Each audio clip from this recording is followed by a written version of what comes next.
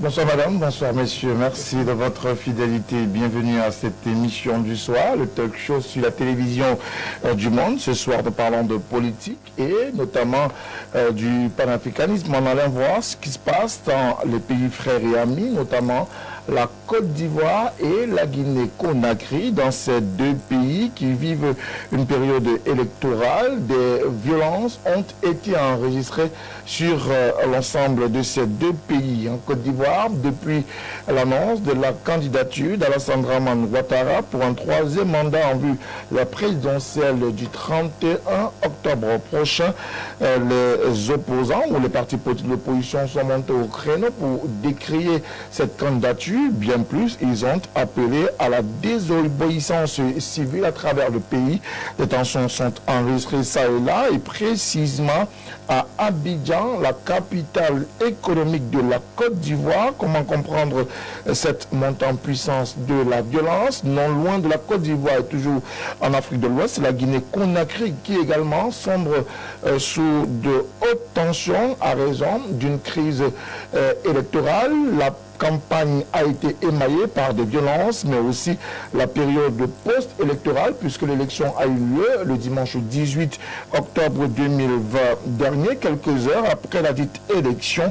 L'opposant, Céline Dalein Diallo, est monté au créneau pour s'auto-déclarer grand vainqueur de cette présidentielle. D'ailleurs, il faut le dire, la CEDEAO également est montée au créneau pour appeler les différentes parties en Côte d'Ivoire et en Guinée-Conakry d'observer une certaine retenue et d'appeler les partisans et militants à plus de calme pour que le processus électoral se déroule sans heurts. Malheureusement, des morts ont déjà été enregistrés dans les deux pays. Ces situations nous intéressent et davantage, nous avons fait le choix de nous consacrer à ces problématiques ce soir. Pourquoi ce regain de tension et de violence dans ces deux pays en proie justement à des périodes électorales? Pourquoi des violences toujours en période électorale? Comment comprendre la sortie d'un opposant alors que la Commission nationale indépendante électorale ne s'est pas encore prononcée autour des résultats des élections en Côte d'Ivoire? Pourquoi le troisième mandat du président Alassane Dramane Ouattara est vivement contesté par l'opposition? Des questions et bien d'autres qui retiennent notre attention et sur lesquelles nous ne manquerons pas de revenir dans le cadre de cette émission de Tout au clair de ce mercredi sur la télévision du monde. Votre talk show est interactif. Nous vous invitons donc, mesdames, messieurs, à nous écrire via le 6 99 57 30 26. 6 99 57 30 26, c'est l'un des codes d'accès. Ou alors, écrivez-nous en direct de notre page Facebook LTM TV officielle. Nous partagerons avec vous, bien évidemment, vos contributions, vos messages et vos réactions dans le cadre de ce programme du soir. Tout au clair, sur la télévision du monde, tout au clair, c'est une problématique, mais également des invités. Mesdames, messieurs, la présentation du panel dans quelques instants.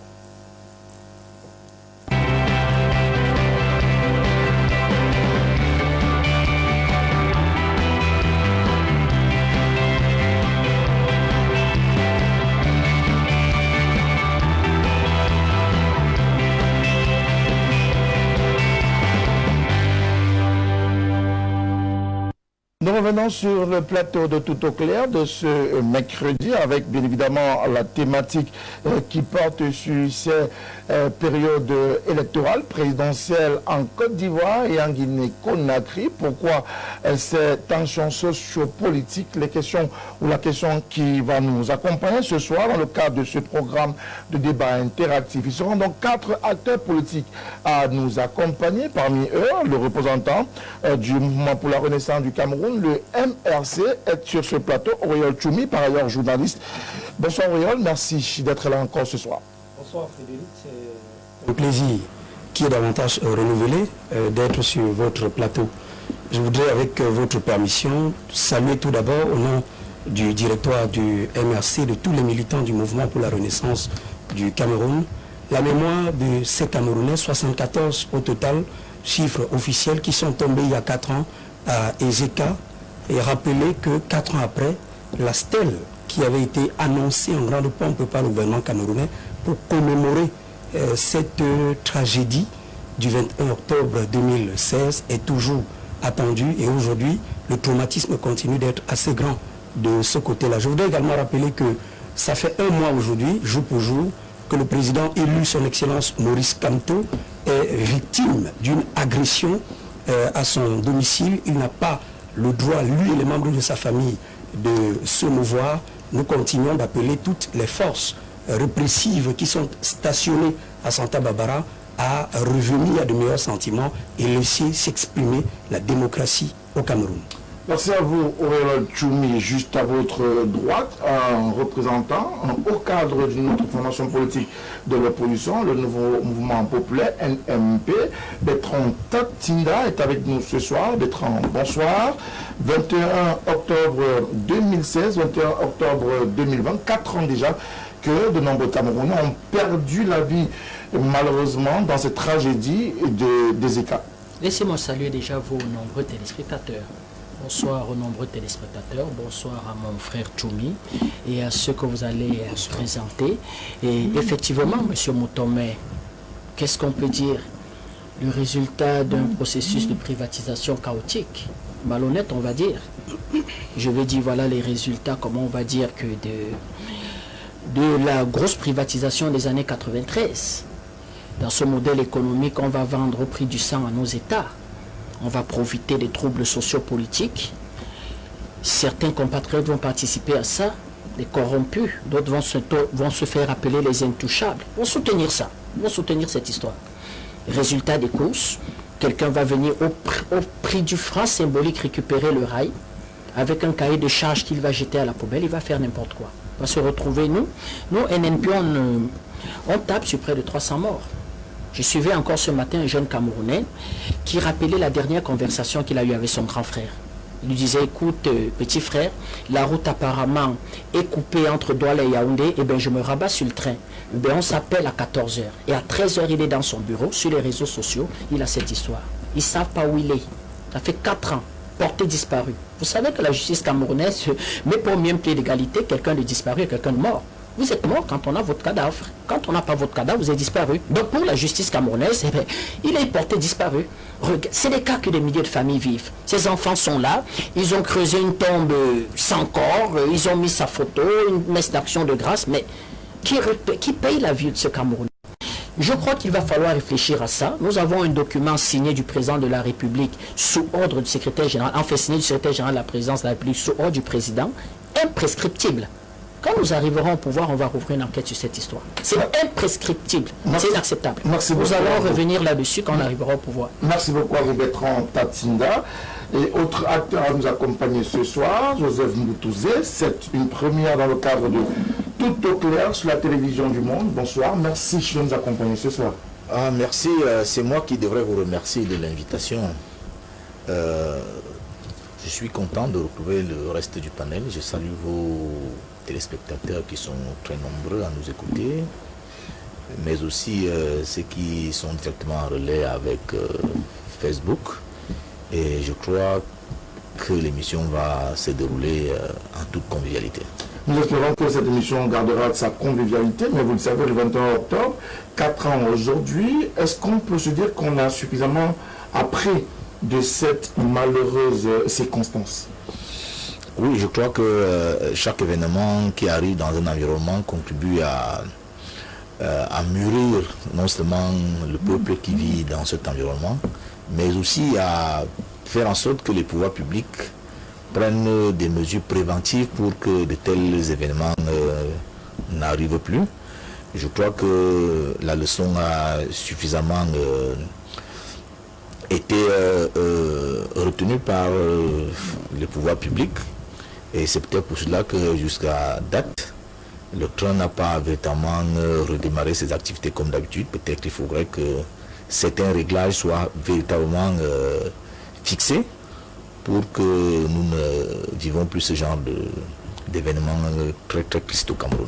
Bien évidemment, nous avons notre consultant du soir, Abel Elimbilobel. Bonsoir Abel. Merci encore d'être là ce soir. Le rail nous parle, le rail nous a encore parlé ce matin des cadavres, les blessés, les morts, les circonstances difficiles. Les familles n'ont toujours pas oublié cette catastrophe, mais on nous parle des indemnisations qui ont été finalement acceptées au forcé par raison des conditions qui n'étaient pas réunies autour de ces indemnisations-là. Merci de m'associer de nouveau à la réflexion. J'ai appris à ne pas instrumentaliser la douleur à des fins politiciennes. D'ailleurs, personne ne croit aux larmes de crocodile que les professionnels de la récupération à des fins politiciennes peuvent verser. Et je pense beaucoup à cette catastrophe parce que j'ai échappé belle. Ce jour-là, j'avais pris le train justement pour aller à Yaoundé à la recommandation de mon épouse. Et arrivé à Yaoundé, et juste quand j'arrive, elle m'appelle pour dire qu'on est en train de dire que la route est coupée, donc que j'achète le billet retour par train. Et il y avait tellement de monde à la gare, parce que dès que la nouvelle a circulé, tout le monde venait à la gare. Je venais d'ailleurs, je pense, si je ne me trompe pas, je venais à une manifestation politique à l'invitation de mon ami Kawala, si je ne me trompe pas, quelque chose comme ça. Donc, comme il y avait tellement de monde, je n'ai pas acheté le billet retour. Et puis, quelques temps après, le train, effectivement, j'ai vu le train qui était en train de charger à Yaoundé pour descendre à Douala. Quelques temps après, dans la ville, j'apprends cette catastrophe terrible qui a fait beaucoup de monde. Vous savez, je suis un fils de cheminot. Nous sommes habitués au déraillement. Et il y a eu des catastrophes par le passé. D'ailleurs, la première collision de train, c'est quelque chose qui n'avait jamais eu lieu dans l'histoire du chemin de fer, s'est déroulé. Nous étions habitants de la cité Chardy, on a perdu beaucoup de parents dans ce chemin de fer-là. Donc on doit pouvoir retenir quoi comme leçon? Que, premièrement, les gens qui sont victimes n'attendent pas de débats politiques. Ils ont leur douleur. Et j'ai l'intime conviction que ceux qui veulent faire de ces douleurs-là un fonds de commerce politique se trompent. Deuxième chose que je veux dire à tous ceux qui pensent qu'ils peuvent mettre l'état dos au mur avec ce type de choses, quand vous regardez l'histoire des grandes catastrophes dans le monde, les accidents, le Concorde qui est tombé, et d'autres accidents dans le monde, il y en a qui sont plus graves.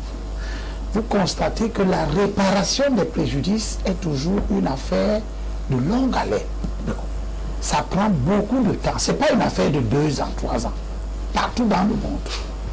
Les problèmes liés à la réparation des préjudices à la suite du Concorde qui était tombé, les gens qui sont morts, l'avion du Brésil qui a disparu il y a beaucoup d'années là, etc. Vous allez voir que c'est des longues procédures, de très longues procédures. Merci Abel pour cette vivement que l'État du Cameroun ne baisse pas les bras.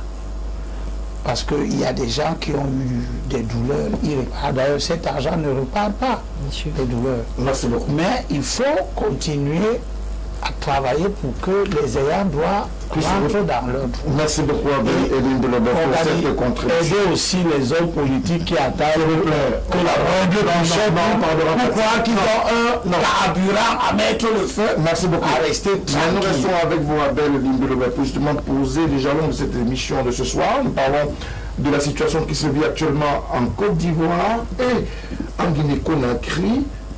Vous avez certainement vu cette actualité défiler à travers nos journaux télévisés. En Côte d'Ivoire, ça chauffe, ça brûle. En Guinée-Conakry, ça chauffe, ça brûle également. Pourquoi? C'est une émission que vous nous amenez à faire qui est d'une actualité extrêmement préoccupante et en même temps intéressante. Parce que c'est un peu comme si le mal se répand très vite. Il fait rapidement école. Et c'est malheureux qu'il en soit ainsi. Ce n'est que très tard que les gens se rendent compte qu'ils imitent ce qui est mauvais. Dans l'Afrique post-année 90, après le vent de l'Est, les démocratisations à marche forcée très souvent par les peuples, ce qui était tout à fait légitime. Les gens étaient fatigués avec les régimes à parti unique. On est arrivé à une situation où, en lieu et place de l'ancrage des processus démocratiques, d'une bonne implémentation et d'un développement de la culture démocratique, on a un travestissement. On a vu ça au Sénégal avant. Et chaque fois, on constate que c'est des gens qui ont lutté longtemps, parfois très longtemps, 30 ans, 40 ans de lutte, qui étaient des opposants farouches au régime totalitaire en place. Et Dieu seul sait qu'ils ont eu raison d'être des opposants farouches. Abdoulaye Wade, 40 ans de lutte. Laurent Gbagbo, plus de 20 ans de lutte. Alpha Condé, 30 ans de lutte. Mais la plupart de ces gens, quand ils sont arrivés au pouvoir, ce que Nelson Mandela avait dit, c'est accompli comme une prophétie. Nelson Mandela a dit que quand l'espoir arrive au pouvoir, il perd souvent son char. C'est-à-dire que vous voyez des gens sur qui des nations entières, des générations d'étudiants ont compté. Mais quand ils sont arrivés au pouvoir, ils n'ont pas été mieux que ceux qu'ils ont remplacés, parfois. Alpha Condé, qu'on a cru imbiber des principes démocratiques, des hommes jusqu'aux cheveux, c'est lui qui est devenu la copie la plus fidèle du totalitarisme, habillé sous les auspices de la démocratie. Il n'est pas différent de ceux qu'il a remplacés en Guinée. Il est une déception des générations entières d'Africains qui ont cru qu'avec l'avènement des opposants au pouvoir, eh bien, la culture démocratique allait s'ancrer. Je termine très rapidement avec la Côte d'Ivoire. On a quelqu'un qui a mené toute une guerre civile. Il a organisé toute une guerre civile. Des milliers de gens sont morts. La Côte d'Ivoire a été au bord du chaos. On voit aujourd'hui que M. Ouattara n'a rien des valeurs pour lesquelles il était censé se battre. D'accord. Et le mal étant contagieux, la contestation des élections n'arrête pas de se transmettre de pays en pays. On va y revenir dans quelques instants, rassurez-vous. Aurélien Tchoumi, avec vous, est-ce la situation actuelle dans ces deux pays, le manque de culture démocratique qui malheureusement plonge aujourd'hui tout le peuple ou tous ces deux peuples dans une espèce de chaos? Non, répondre à cette question par l'affirmative reviendrait à insulter l'Afrique tout entière. Je ne pense pas qu'on peut rapidement parler de manque de culture démocratique. C'est plutôt le mécanisme qui conduit et qui pousse certains ou qui amène certains au pouvoir qui pose problème. Parce que je suis entièrement d'accord avec le développement d'Abel. Si vous prenez le premier cas, celui de Alpha Condé, vous avez vu que quand il était dans les luttes féroces pour l'affirmation du soi africain, il était dans toute sa lucidité. C'était un homme vraiment écouté. On s'est même attendu à ce qu'il soit auteur de plusieurs ouvrages sur le panafricanisme. Mais vous voyez que le ratio, le bilan qu'il ne parvient même pas à faire aujourd'hui de sa propre campagne présidentielle, c'est l'échec. La Guinée-Conakry, c'est 12 560 000 habitants. Le chiffre croît. Mais seulement l'indice de développement humain est assez faible. Le PIB, ce n'est vraiment pas ça. Le pouvoir d'achat du Guinée, d'ailleurs, la Guinée-Conakry fait partie des 10 pays les plus pauvres d'Afrique. Vous vous rendez donc compte que, vous avez vu, lors de sa dernière campagne, il s'est écoulé en pleine campagne présidentielle. Ça devrait suffire à se dire, mais stop, on va où? Si le pilote ne parvient plus à regarder à travers le pare-brise, on va où? On va cracher. Vous avez encore vu, je vous envoyais, Frédéric, une vidéo davantage grave. On chante l'hymne national pour ouvrir une campagne présidentielle et Alpha Condé sèche sur l'hymne national. Et c'est là où il s'arrête et il se positionne pour exécuter l'hymne. Qu'est-ce qui vous coûte de prendre une retraite savamment? Le problème qui se pose, regardez ce qui s'est passé en Côte d'Ivoire. C'était la même chose. Je ne reviens pas sur le développement d'Abel. Mais vous voyez que ce qui me dérange davantage, c'est le fait. Parce que j'ai envie de vous rappeler que lorsque le Premier ministre est souffrant et qu'on l'amène en France, République, Alassane Dramane Ouattara, qui donne l'ordre d'opérer, de faire la transplantation cardiaque au Premier ministre. Mais je tiens à vous rappeler qu'avec les progrès de la médecine, je ne me représenterai plus. Je céderai la place à la prochaine génération en disant simplement que la prochaine génération, c'est le Premier ministre, mais tout en sachant que le Premier ministre est de démocratie et de la Côte d'Ivoire. Donc, voilà un premier élément de réponse à votre question. Joseph Boutouzé, une situation plutôt préoccupante dans cette de la Côte d'Ivoire. C'est un tireur, c'est un grand motivateur, c'est un peu comme un moteur en Afrique de l'Ouest. Comment comprendre que ce pays-là soit aujourd'hui dans cette situation actuellement en Afrique, qui voudrait que qu'on ne laisse pas le peuple pouvoir choisir, qu'ils ont mis long. Vous voyez, cela vient du fait qu'on essaye à chaque fois de copier ce qu'en Afrique comme c'est aux États-Unis, ou bien comme c'est en France. Or, les environnements ne sont pas les mêmes. Nous sommes des colonies françaises où, encore sous dominance de démocratie, nous sommes toujours contrôlés par ces anciennes colonies. Donc nous n'avions pas le même environnement prospéré. Parce que ça devient ce que les politistes appellent l'isomorphisme. Poser ça dans un environnement B. Et ce sont ces situations d'isomorphisme qui font en sorte que ça ne puisse pas. Et nous ne sommes pas sur le plan sociologique. Et des occupations inopportunes en ennemi de jouissance. Et on devrait avoir des systèmes politiques qui permettent aux dirigeants d'avoir la main sur eux et qui n'ont pas été très bien assimilés chez nous, en Afrique, qui font en sorte que à chaque fois qu'il y a élection, que des gens ont leurs besoins personnels ou bien pour les besoins des gens qui sont... Bertrand Tatsinda, que se passe-t-il en Côte d'Ivoire et en Guinée-Conakry? Il se passe ce que nous disons toujours, parce que l'Africain est le seul à croire que on peut démocratiser un océan de pauvreté. Opération. Vous démocratisez un compte d'opération, c'est le directeur du Trésor français. Je prends un exemple comme là-bas il faut augmenter la masse monétaire et des pièces. Vous voyez le vide 100 ans.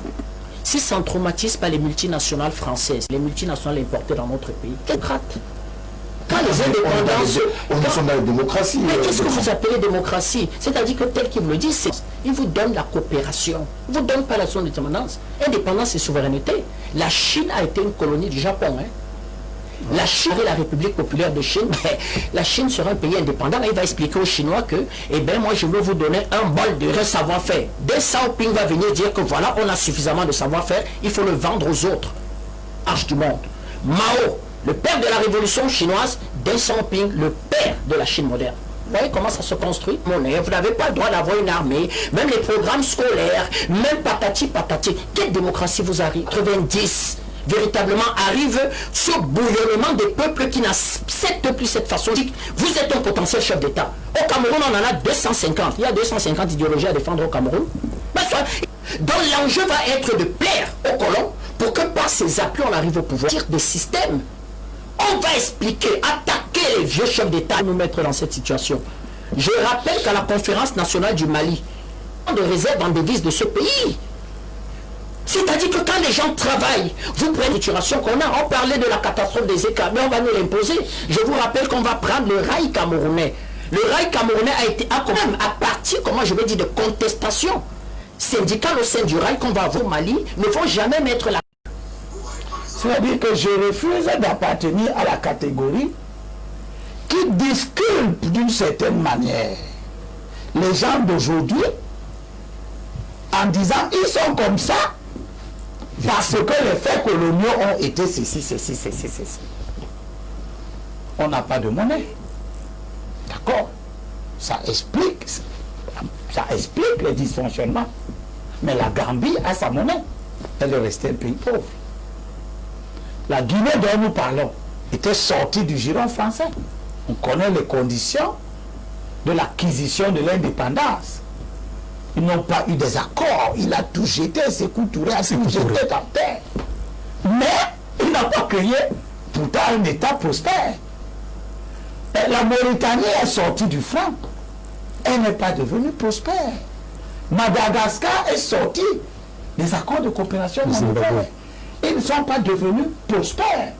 On connaît les conditions de la cession à l'indépendance du Zimbabwe. C'était une lutte de libération. Dieu sait que ça a été une véritable lutte de libération.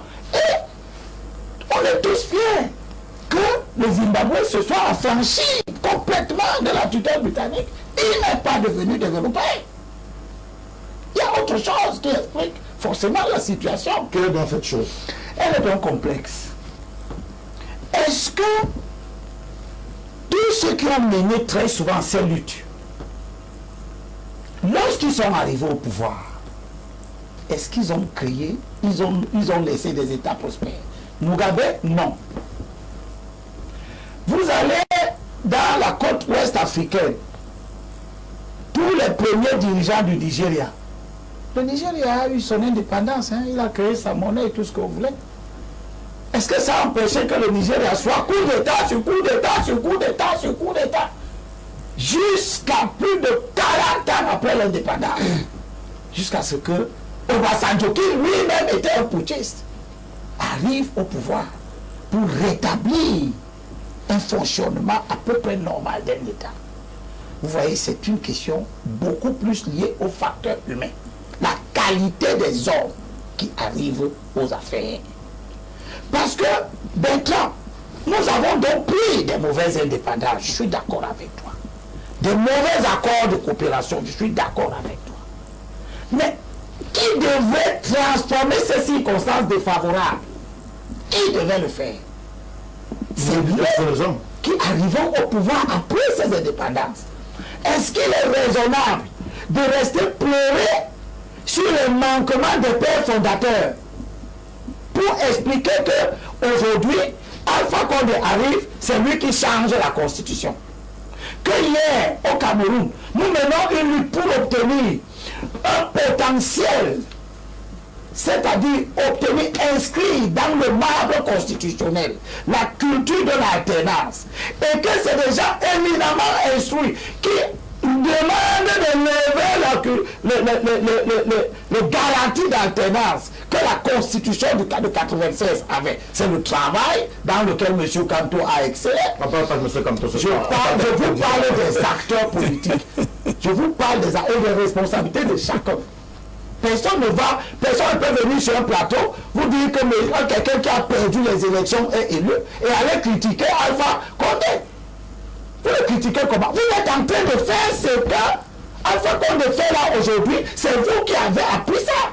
Quand vous perdez les élections, mais vous dites que vous les avez gagnées.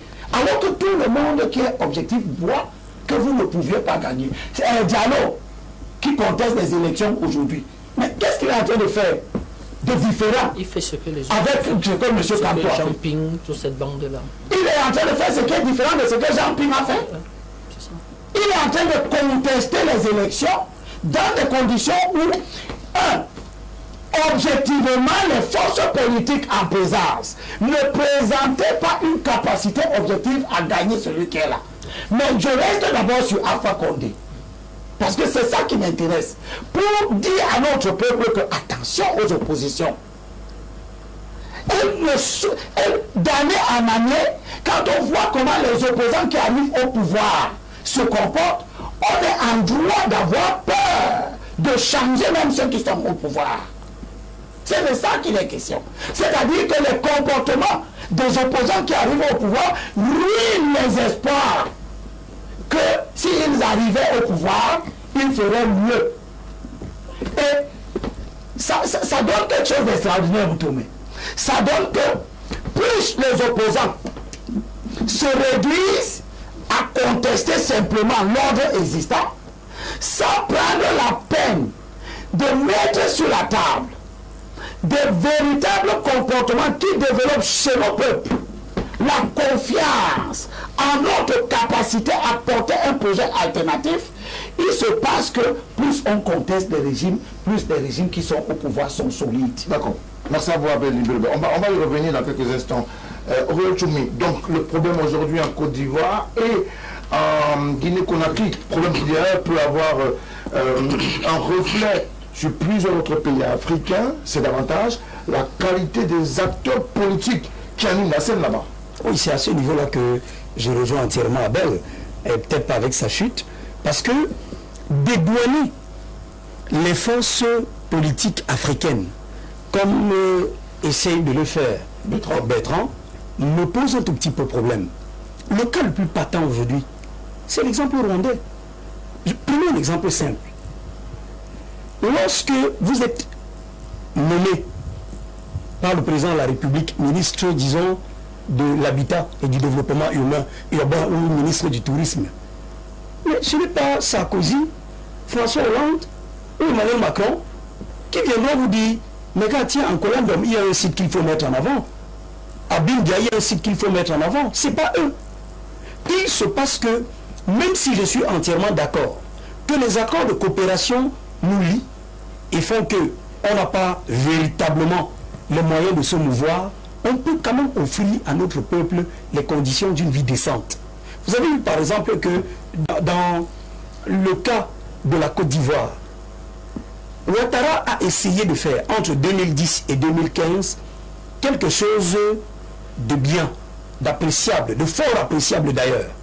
Il a toiletté l'économie ivoirienne et travaillé sur le plan macroéconomique, au point où en l'espace de 4 ans, entre 2011 et 2015, l'économie ivoirienne s'est retrouvée pratiquement, on va l'appeler le pivot de l'Afrique noire francophone, et beaucoup plus au niveau de l'Afrique de l'Ouest. Seulement, il s'est posé un problème très rapidement, c'est que les richesses qui sont générées sont malheureusement mal réparties, et il y a un enrichissement illicite des pontes du pouvoir, où on gouverne avec les amis, les épouses des amis, les frères, les épouses des frères, et rapidement, on se retrouve asphyxié. Pourquoi? Parce que, bien que s'appuyant sur les fèves de cacao qui nous mettent premier producteur mondial, on a à peine le quart qui est transformé localement. Résultat des courses, on a beau être parfait au plan macroéconomique, il reste que ceux à qui on s'adresse, ceux pour qui on milite, ceux pour qui on fait la politique, ne trouvent pas les retombées de cela. Le cas du Rwanda dont je parlais, oui, ce qui se passe, au Cameroun, on a annoncé que on va prendre, il y a des Chinois qui vont venir monter des voitures ici, créer une usine de montage des voitures. Après, le projet est calé entre 2 tiroirs. On a dit bientôt, on va faire comme au Bénin. Les étudiants vont apprendre à monter les ordinateurs et peu à peu, le projet est calé entre 2 tiroirs. On a dit non, il y a le commerce agro-pastoral, il y aura des tracteurs, on va voir dans quelle mesure les jeunes pourront désormais eux-mêmes assembler les tracteurs au Cameroun. Le projet est calé entre 2 tiroirs. Or, il se passe simplement que le système politique en Afrique noire francophone beaucoup plus, même si je suis d'accord également avec Abel qu'il ne faut pas donner l'impression que c'est seulement du fait de la France, le système politique en Afrique est tel que ceux qui prennent le pouvoir oublient immédiatement qu'ils appartenaient à un camp de lutteurs. Et dès qu'ils ont pris le pouvoir, ils se retrouvent dans un processus d'enrichissement.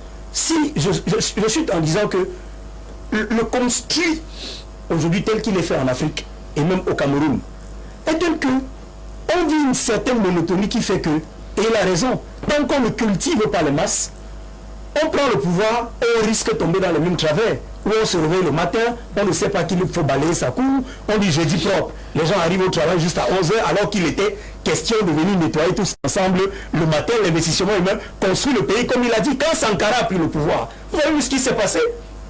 Le chemin de fer dont parlait tout à l'heure Joseph a été fait par les Burkinabés. C'était pas le peuple.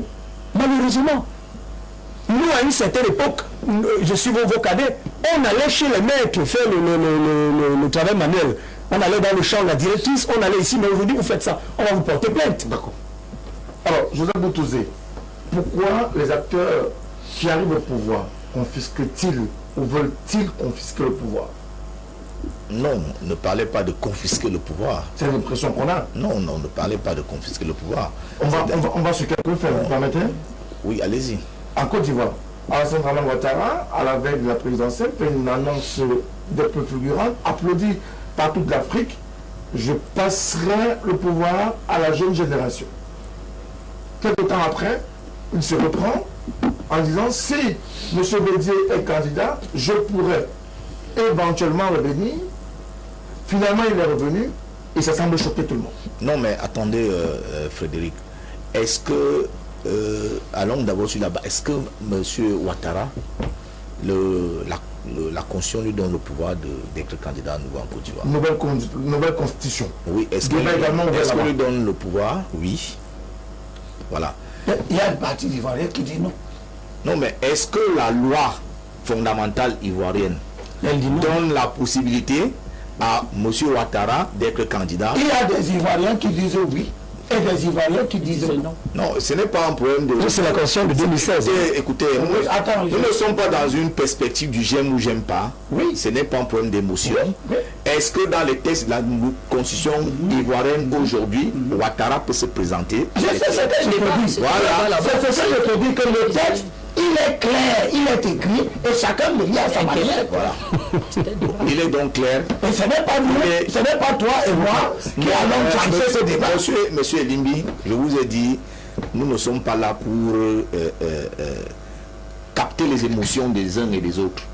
Nous sommes là sur les tests. Moi, je dis la loi fondamentale permet à M. Ouattara de pouvoir être candidat. Président de Dieu dit que non. Voilà, oui, ça c'est... Et comment tu crois que tu as raison, tu as raison plus que lui? Donc, pour dire que si la loi le permet, Ouattara peut se présenter si candidat. Mais pour de Dieu, la loi ne le permet pas. Il ne doit pas. Ce que je voudrais que les gens comprennent, c'est que nous devons respecter nos lois.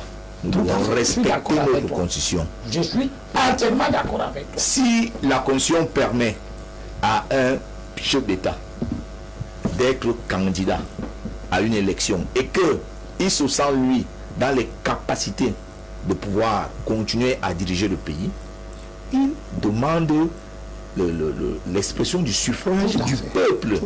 Et il revient uniquement au peuple d'en décider. Tout à fait. Voilà. Chercher à vouloir imposer des départs de manière anticonstitutionnelle ne peut pas être accepté. Mais qui a volé la Constitution? Nous sommes dans le même cas. Ne peut pas être accepté. Alors, vouloir dire comme quelqu'un a 1000 ans, est-ce que c'est opportun qu'il le revienne encore? Sinon, on considérait qu'il est en train de confisquer le pouvoir. Je trouve que c'est un faux débat.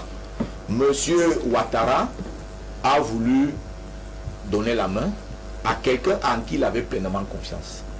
C'est ça la démocratie. Maintenant, il est arrivé, malheureusement, qu'à mi-parcours, que cette personne en qui il avait pleinement confiance soit décédée. Et vous savez que tout homme politique applique la stratégie d'enracinement au poste. Parce que si aux États-Unis maintenant, on donne la possibilité à un candidat d'être 4 fois candidat, 5 fois, là-bas on verrait des gens qui seront 4 fois, 5 fois candidats.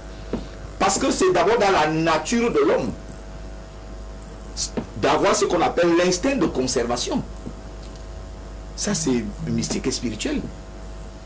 Tout le monde étant habité par un instinct de conservation, personne ne veut lâcher une position avantageuse. Et c'est pour ça que vous allez voir que même dans les simples réunions du quartier, les gens s'écrivent pour les postes de président. Pour quand on était au collège, il fallait voir ce qui se passait pour qu'un élève soit élu président de la coopérative. Ça, vient du fait que nous soyons des humains. Alors, pourquoi voulez-vous que quelqu'un qui a des capacités, qui a des résultats, c'est mon frère du MRC, qui a reconnu que M. Ouattara a eu des résultats économiques, des résultats macroéconomiques très avantageux pour la Côte d'Ivoire. Ça veut dire qu'un travail durant la mandature d'Alassane a quand même été effectué.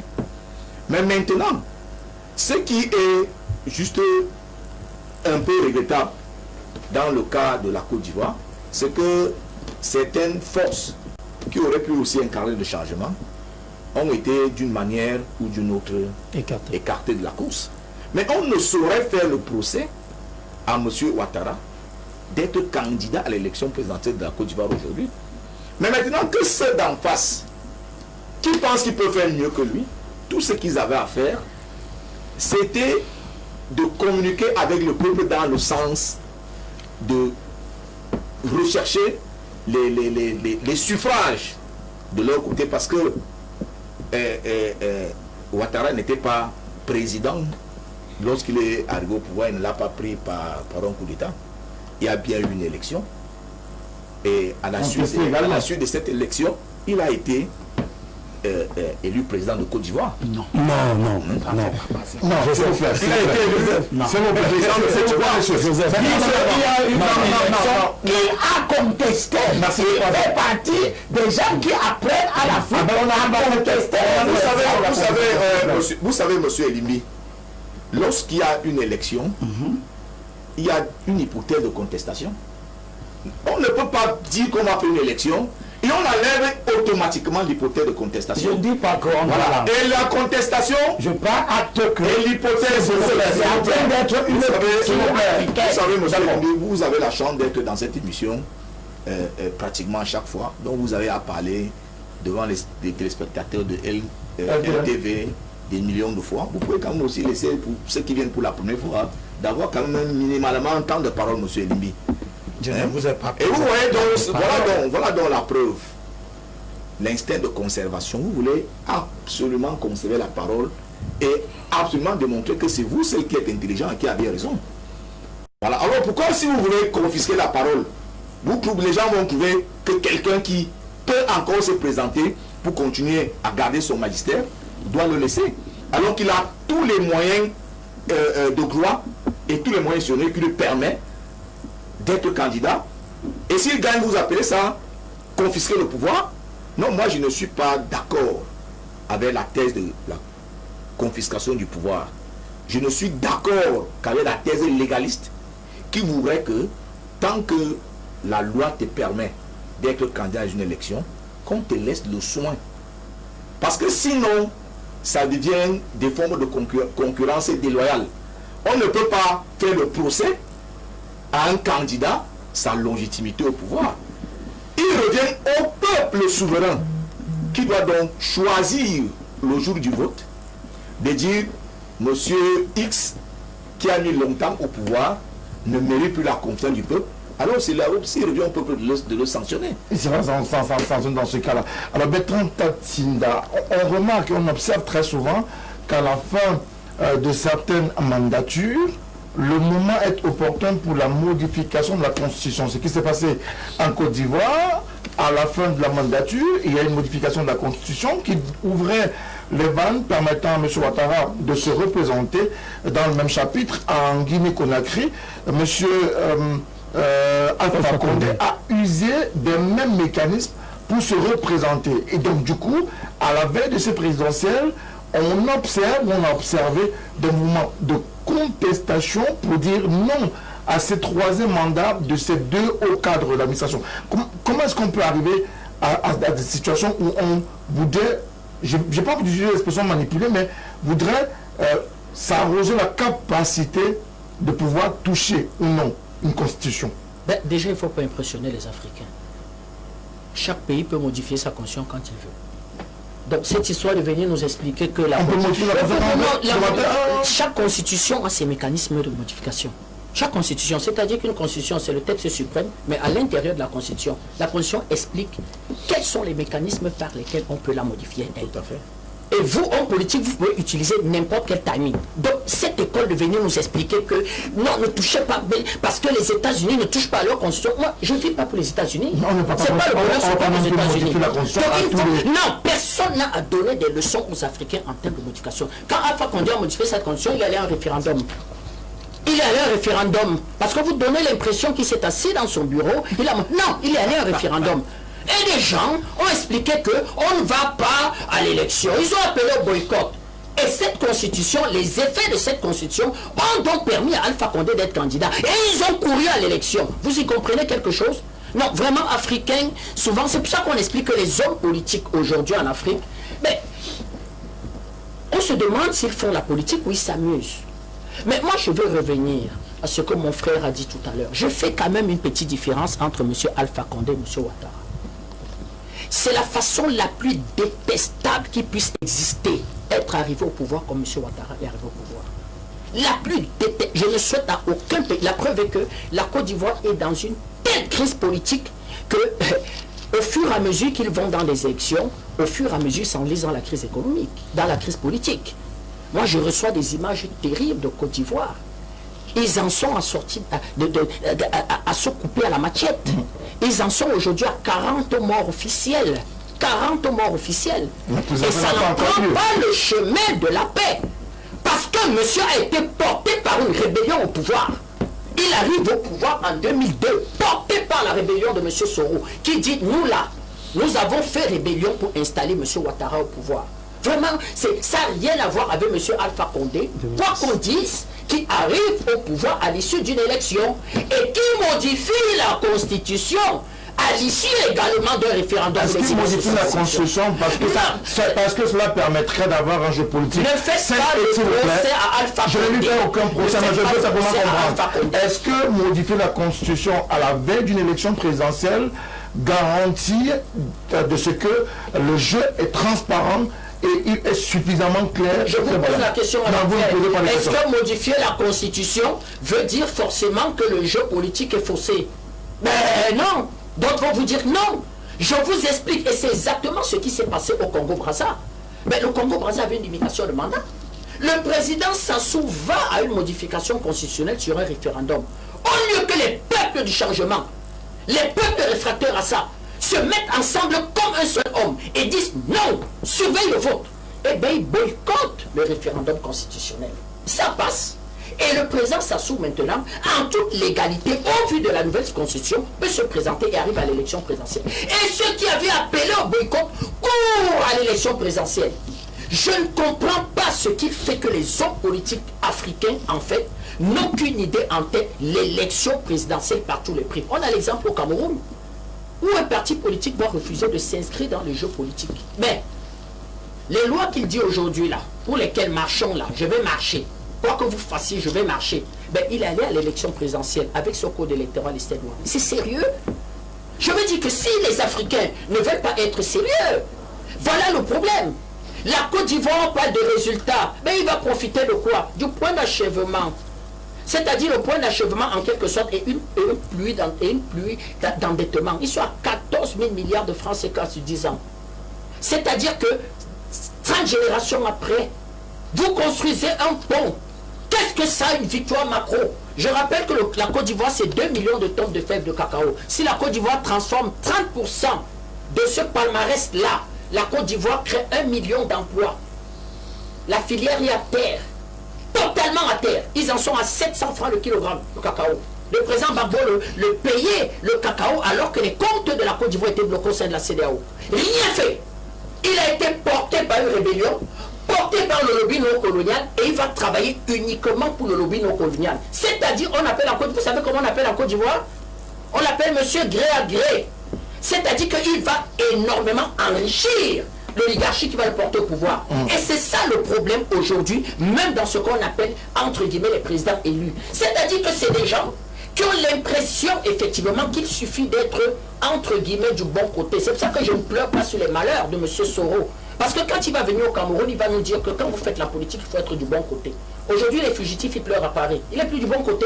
Et bien, quand ces gens vous portent en quelque sorte au pouvoir, vous ne faites que la politique pour ceux qui vous portent au pouvoir. Et vous venez crier et instrumentaliser les masses qui ne sont pas formées en expliquant que je suis un président élu. C'est inacceptable. Je chute quand même en disant au grand frère Abel Elimbi que c'est vrai. C'est endogène, grand frère Elimbi. Mais on va avoir dans nos conférences nationales des gens qui vont nous expliquer que ceux-là, ces pères fondateurs de nos États qui vont récupérer les indépendances, en fait, ne valent rien. Ils étaient des agrégés. Je vous donne 2 exemples. Au Congo, Brazza, on va avoir le professeur Lissouba, agrégé d'économie. Vous savez comment il a laissé le Congo? En guerre civile, totalement ruiné. Au Bénin, on va avoir le professeur Nissophore Soglo. Lui, on va l'habiller avec les habits de la Banque mondiale. Ces espèces d'économistes, c'est-à-dire les économistes du Fonds monétaire international. Les Béninois, 5 ans après, vont aller chercher celui qu'ils appelaient le sorcier, Mathieu Kérékou, qui avait abandonné la politique, et le virer. Il a tout fait pour revenir en politique. On lui a dit qu'on ne le veut pas avec ses agrégations. C'est-à-dire ses indicateurs étaient désastreux. Donc vous voyez donc que véritablement, c'est vrai, le problème est endogène. L'Europe s'est construite aussi sur un commerce triangulaire, sur une traite négrière et une colonisation qui a quand même donné les bases fondamentales, notamment de la richesse européenne. D'où nous vient cette contestation légendaire? Contestation pour le référendum, contestation pour les mandats des candidats en liste pour les présidentielles, mais également contestation des résultats des élections, une fois que ces élections ont quand même pu se tenir, même s'il faut reconnaître que parfois ces élections se tiennent dans des climats extrêmement tendus. C'est une question de morale. C'est une question de morale politique tout simplement. Monsieur Mboutou, il était très aimable parce qu'il croit qu'on parle de Paul Biya. On n'est pas en train de parler de Paul Biya. Au contraire, je suis de ceux qui expliquent que nous devons faire très attention à ceux qui veulent enlever les gens au pouvoir. Parce que quand l'espoir arrive au pouvoir, il perd son char. C'est ce que Mandela disait. Mandela s'est efforcé de garder le charme quand il est arrivé au pouvoir. C'est-à-dire à rester un espoir. Et ce que les Alpha Condé font, comment il s'appelle? Idriss Déby. Il a fait une guerre pour arriver au pouvoir. Il a fait une guerre à celui qui avait fait une guerre. Il est arrivé au pouvoir. Il n'est pas en train de faire autre chose que ce que son prédécesseur faisait. Rester au pouvoir par tous les moyens. C'était d'abord pour rassurer Mboutou. Mais en même temps pour lui dire que il construit son argument qui est très défavorable à son mentor. Il construit son argument sur un principe que c'est permis. La Bible nous enseigne que tout ce qui est permis ne construit pas. Ce n'est pas parce que quelque chose est permis que si tu l'as fait, tu vas arriver au bon résultat. Mais ce n'est pas ce texte que je lui ai regardé. Je lui ai regardé ce que Jacques dit, l'apôtre Jacques, dans Jacques chapitre 3, verset 10. Il ne faut plus, mes frères, que ces choses continuent à se passer de la sorte. Une source ne fait pas jaillir le doux et la mer. Pas la mer, le goût amer, et la mer par la même orifice. Je peux continuer ici, beaucoup d'autres. Un manguier ne peut pas produire les ananas et patati. Comme pour dire quoi?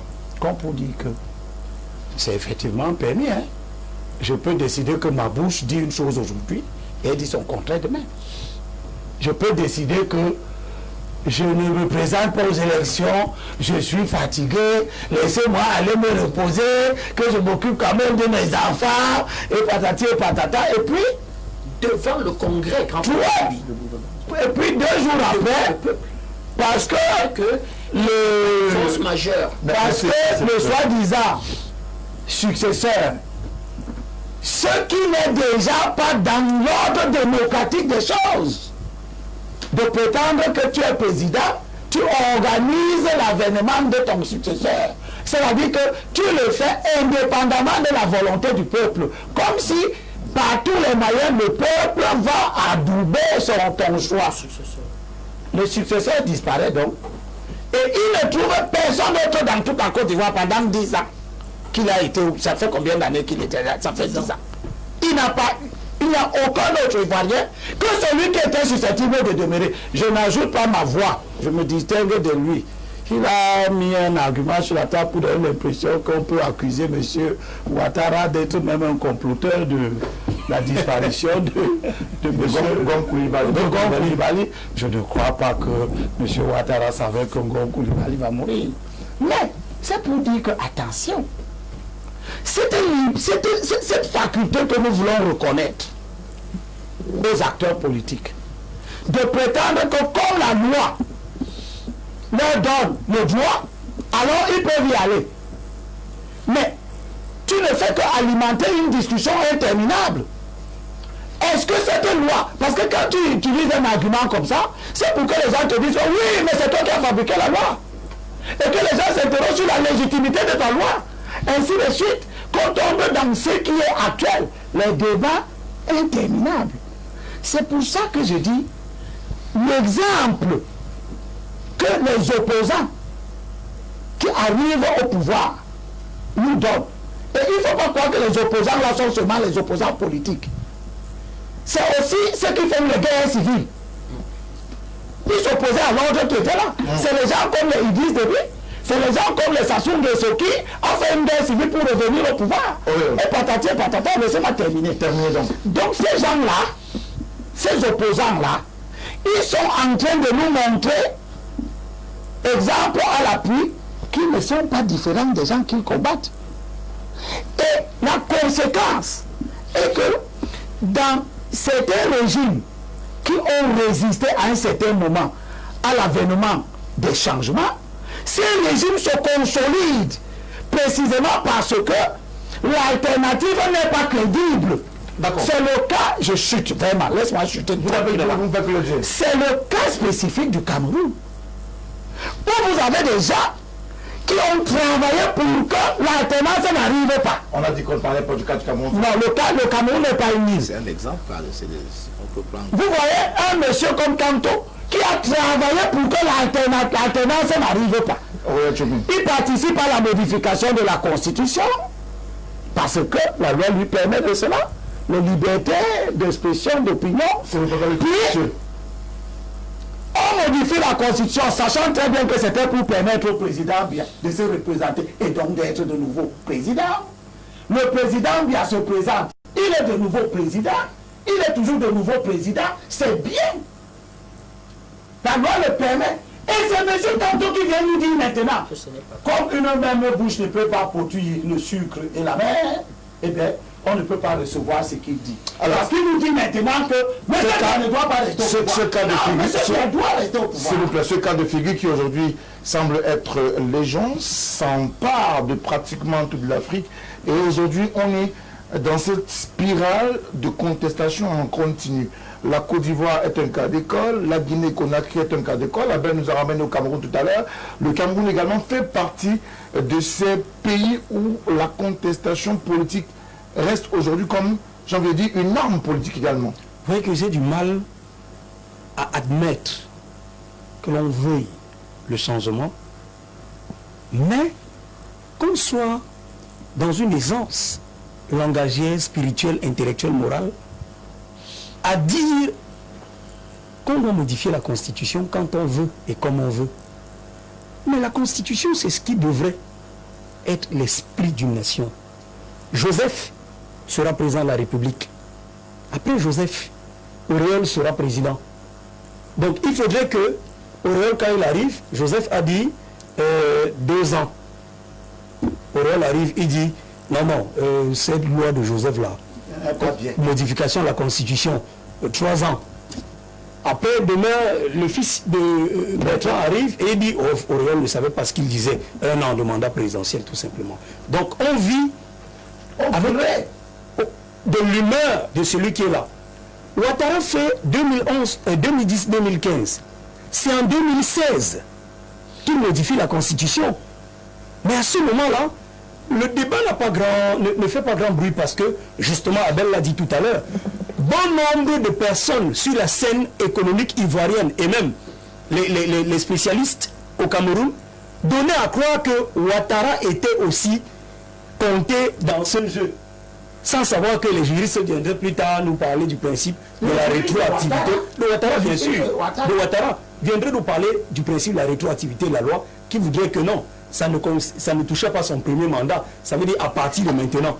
Mais sauf qu'avec le développement fait par Joseph et Bertrand, on s'attend à ce que même cette constitution qui a été amendée et qui voudrait que Ouattara fasse deux mandats tout au plus, qu'elle soit modifiée donc à n'importe quel moment. Pourquoi? Parce que l'Afrique est libre de modifier sa constitution. Les États africains sont libres de modifier leur constitution quand ils veulent et comme ils veulent. Non, il faut qu'on se refuse ça. Il faut qu'on travaille de manière à mettre les institutions au cœur du développement. Parce que même si... S'il te plaît, une petite parenthèse. Non, il n'y a pas de problème. Pourquoi aux États-Unis, aucun président ne vient dire que... il va toucher pourquoi la Constitution indéfiniment renouvelable. Il me semble que celui qui a même débordé, c'est lors du... Voilà.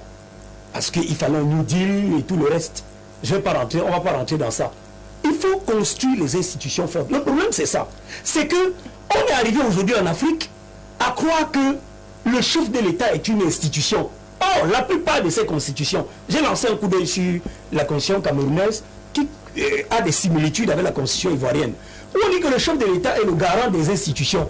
Mais on vient aujourd'hui à donner au peuple que le chef de l'État est l'institution.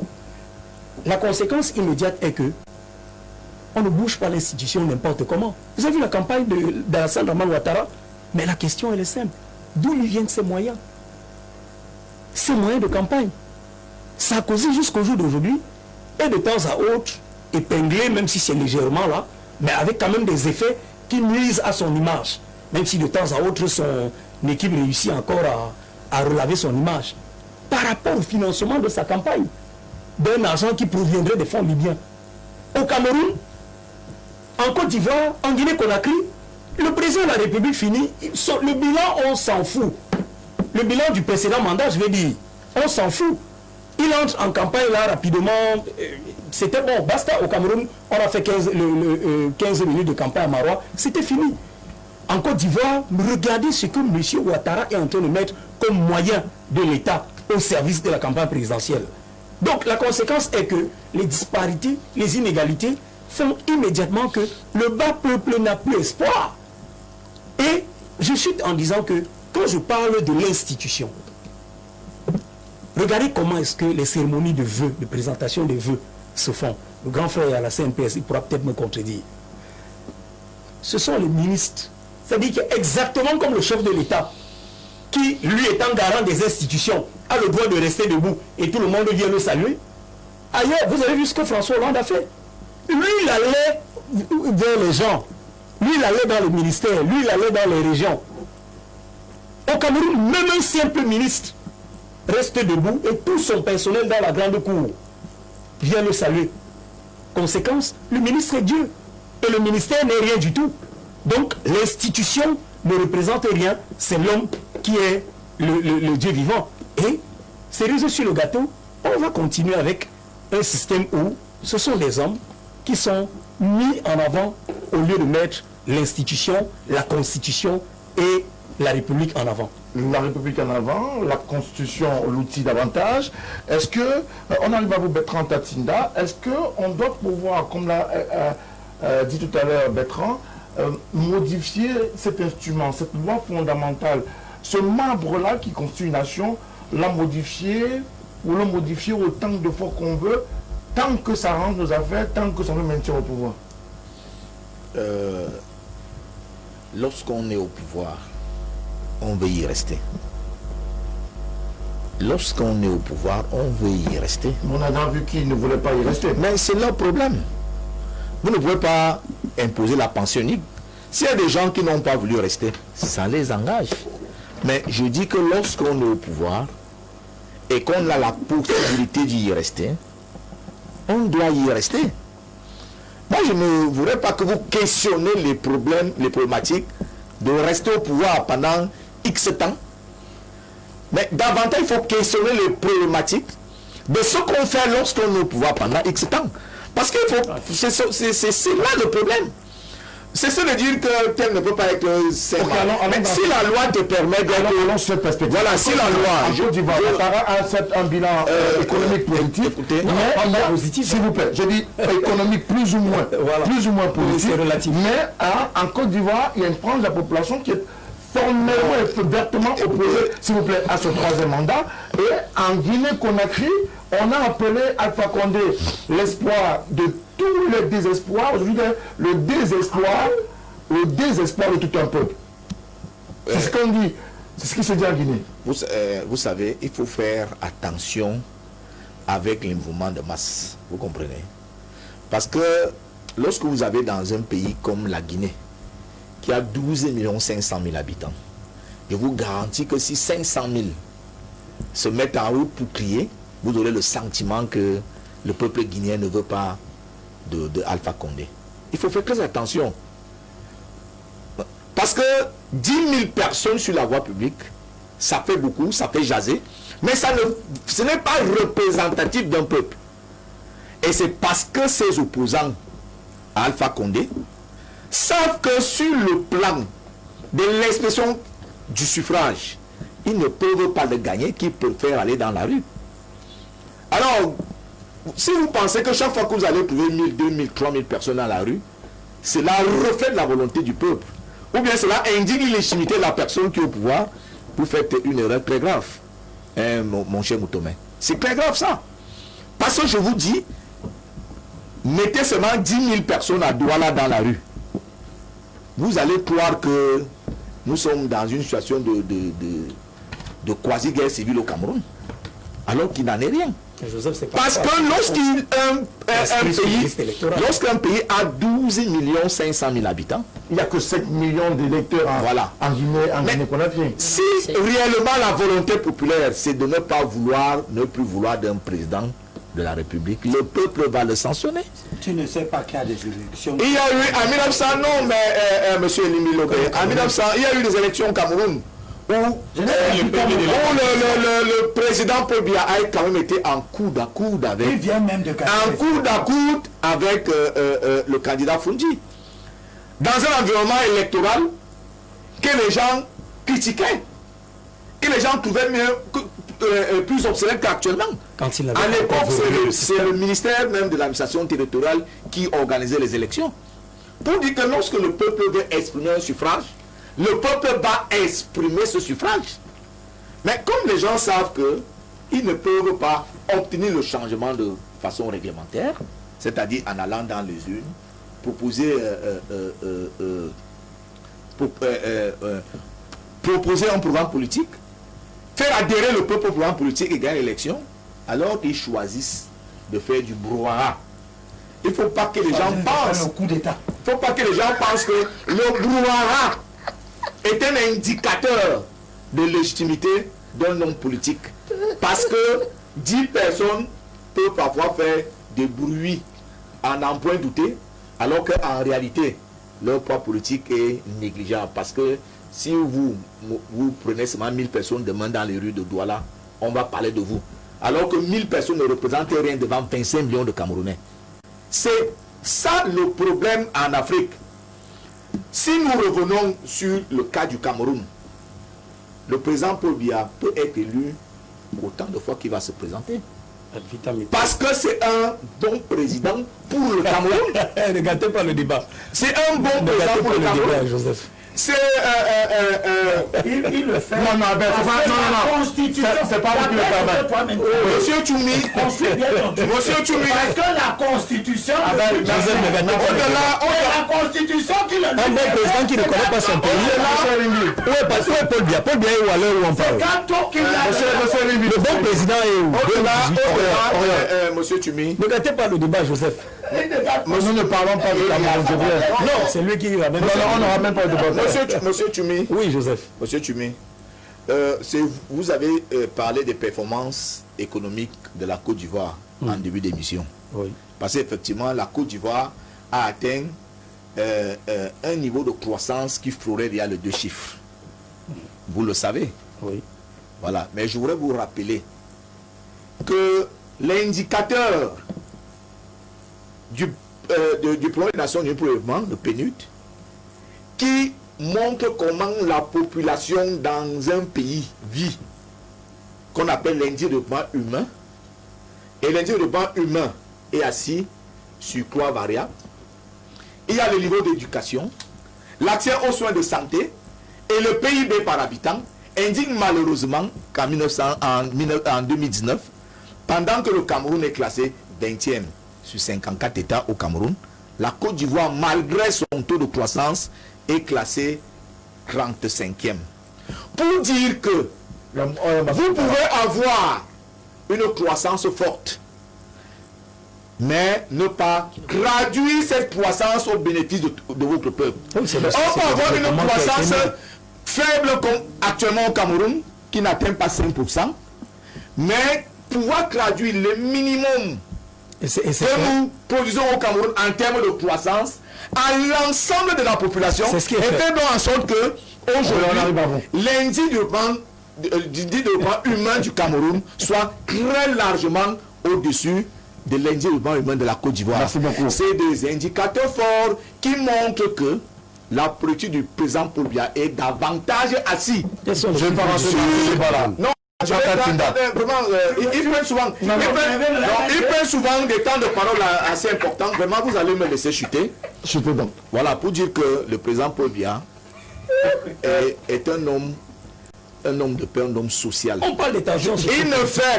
Il ne travaille depuis des années que pour renforcer le bien-être du citoyen camerounais. Et c'est pour cela que dans mon village, aujourd'hui, il n'y a pas de route. Nous avions un centre de santé intégré. Pas d'eau. Nous avions un CS. Pas d'électricité. Nous avions une école primaire. Pas de nous avions une école maternelle. Ce qui était avant Paul Biya un véritable luxe au Cameroun. Vous passez par où pour arriver. Nous ne parlons pas de... Il y a quel plat? Il y a quel plat? Monsieur Moutou, nous ne parlons pas du Cameroun. Je vous rappelle, si vous persistez. Oui, vraiment, je ne suis pas là, je ne peux ne pas le dire. Avant que le président Paul Biya arrive au pouvoir, dans mon département, le Dialobo, on avait un seul lycée. Merci beaucoup. Dans tout le Grand Nord, vous avez des il y avait un seul lycée. S'il vous plaît. Parce que Paul Biya a investi dans les... Vous passez par où pour aller dans votre village? Non, ça c'est... On ne parle pas du Cameroun ce soir. On parle de la Côte d'Ivoire. On ne peut pas parler... On ne peut pas parler de l'Afrique sans parler du Cameroun. On ne parle pas du Cameroun ce soir. Alors, aujourd'hui, on est dans cette situation où ces tensions sont fortes.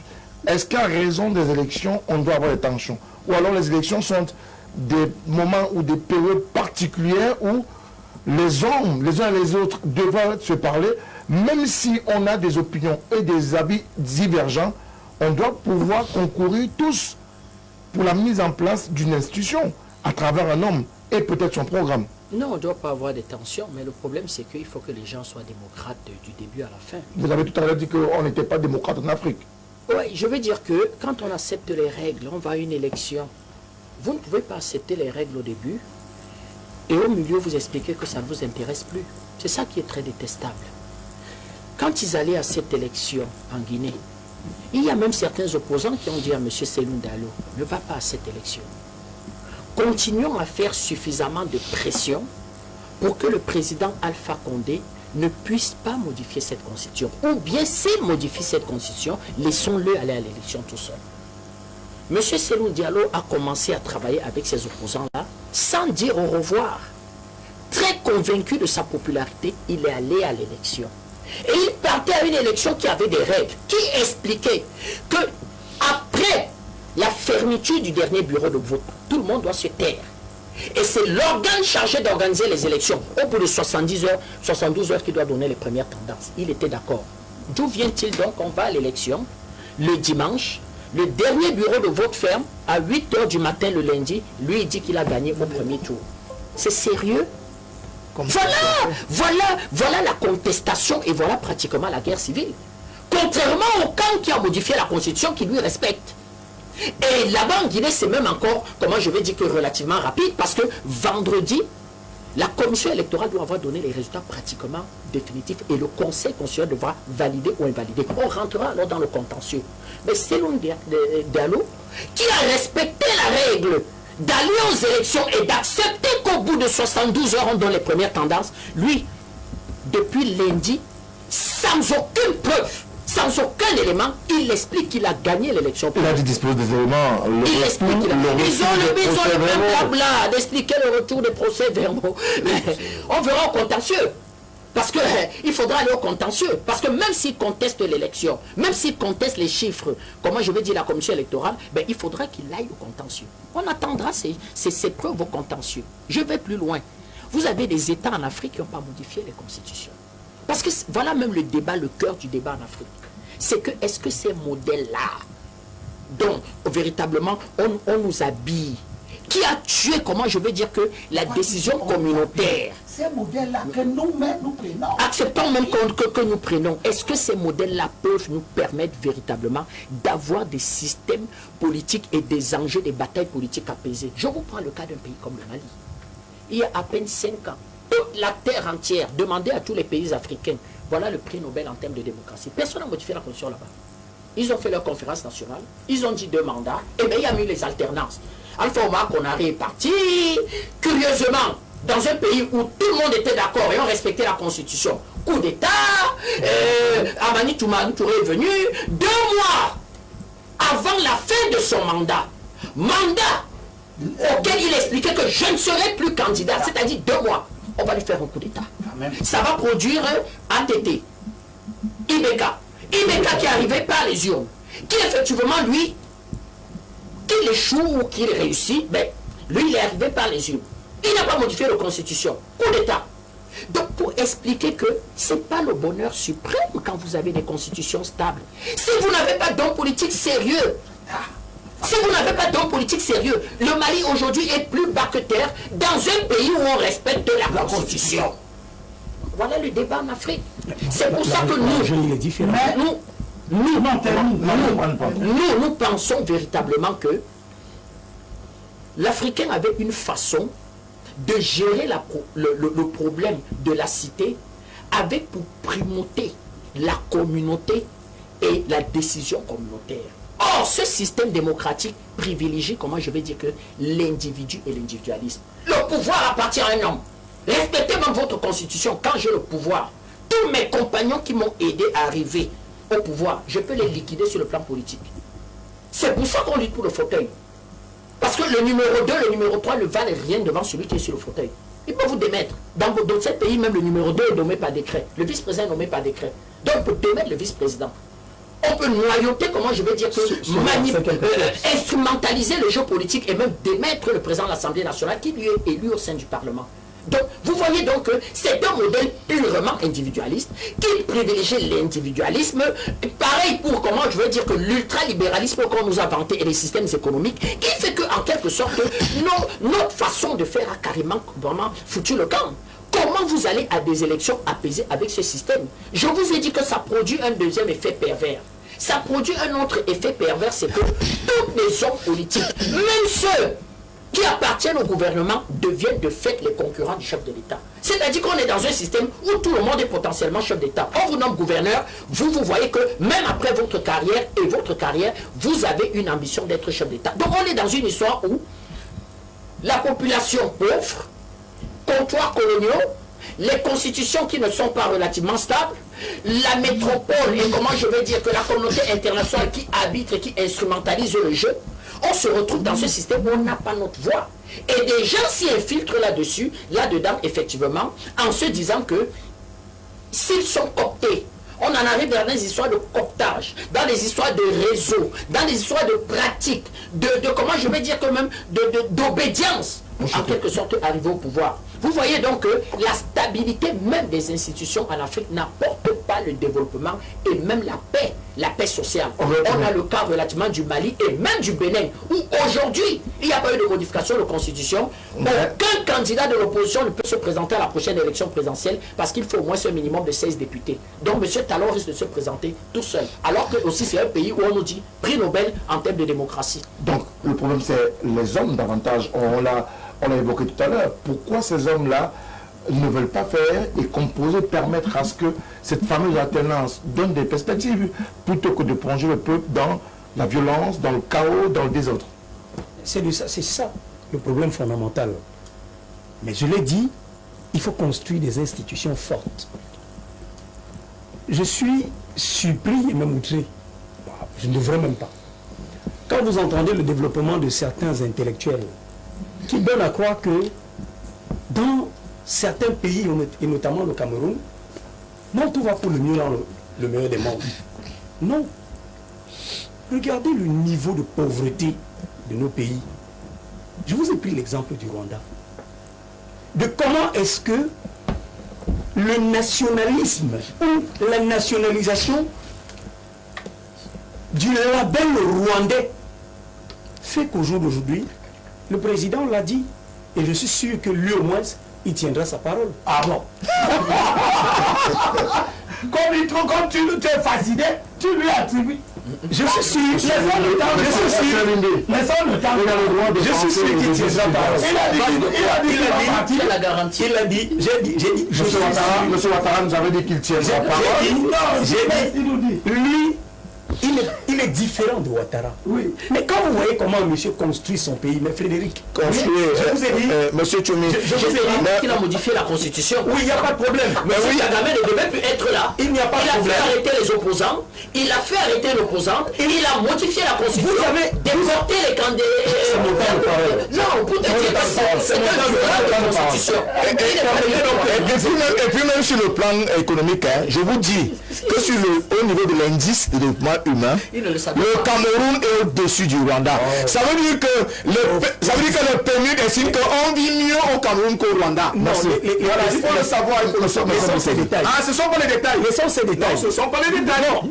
Ce ne sont pas les détails. Je dis que, On vit mieux au Cameroun qu'au Rwanda. non, je suis désolé, ce n'est pas vrai. Mais c'est ça. On a dit qu'on ne parlait pas du Cameroun. non, sur le Même fond, si- c'est pas du Cameroun. même si on peut évoquer... Non, je ne parle pas du Cameroun. S'il vous Pour plaît. le Cameroun, juste rappeler que dans 2 ou 3 semaines, ne dépasse pas le Cameroun. chaque fois que Joseph pense à aller au village, il a toujours beaucoup de peine.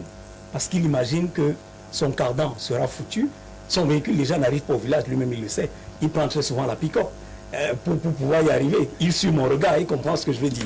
Je ne rentre pas là. Je veux dire qu'un pays, c'est un ensemble d'institutions fortes menées par des hommes intègres.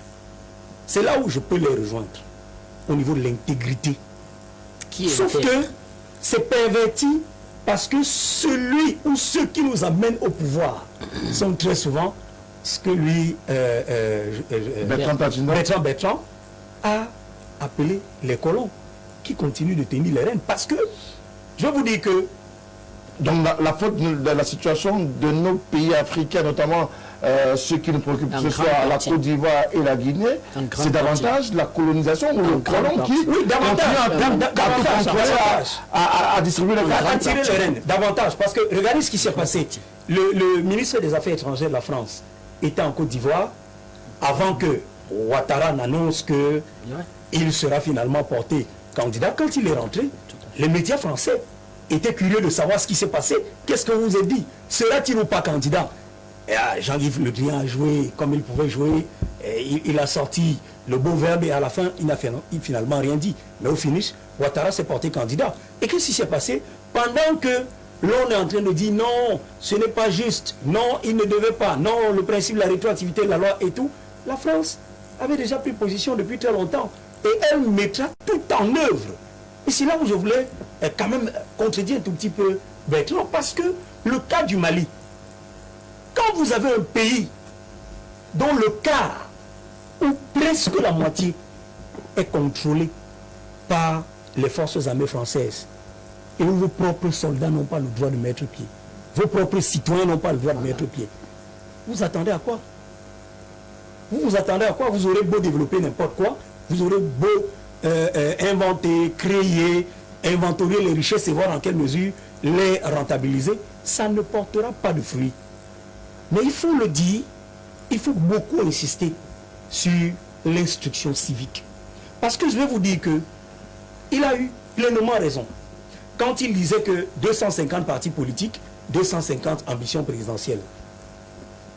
Abel, c'est mieux que moi, et c'est eux qui nous l'ont enseigné, que l'instruction civique et la formation militaire élémentaire, c'était des bases pour construire je vais dire le patriotisme et la citoyenneté.